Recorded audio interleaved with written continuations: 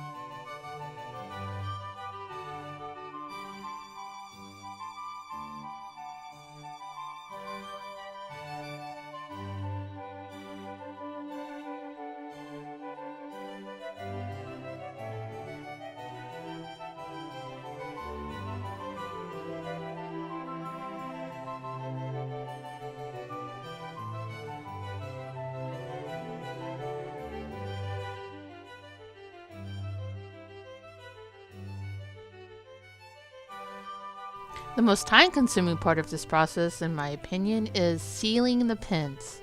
Sometimes I squeeze a little too much of the UV resin here and it just becomes a giant mess. But once the designs are sufficiently covered, I'll sit with a black light on them for about 5 minutes to give the resin ample time to cure. If there's any imperfections, I'll either pry the resin off or sand it down and repeat the process until they are deemed perfect.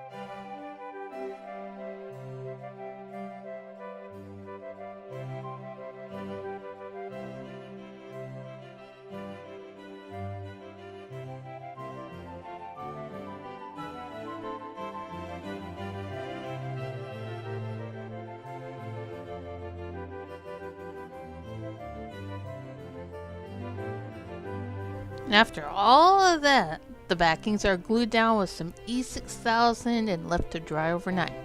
If it happens that the backing of a pen comes off after purchase, you can just use some super glue or even hot glue and it'll stick on all the same as if it were brand new.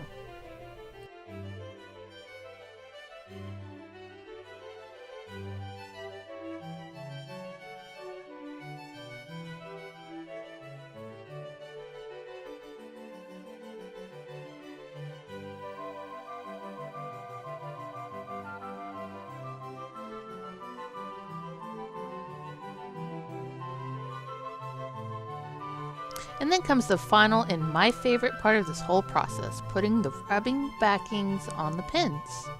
I try to color code the backings to the pen to make it feel like even the backing belongs in the design as a whole.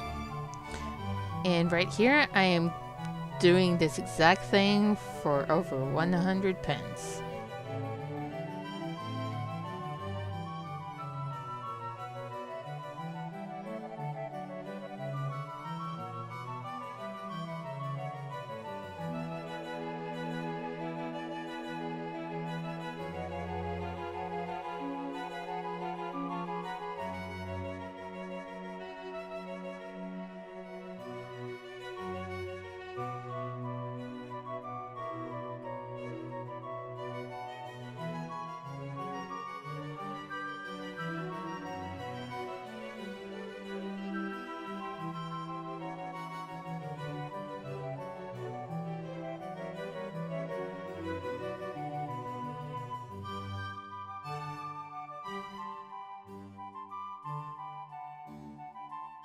And of course, once that's done, they get stored away and wait until they find their new home.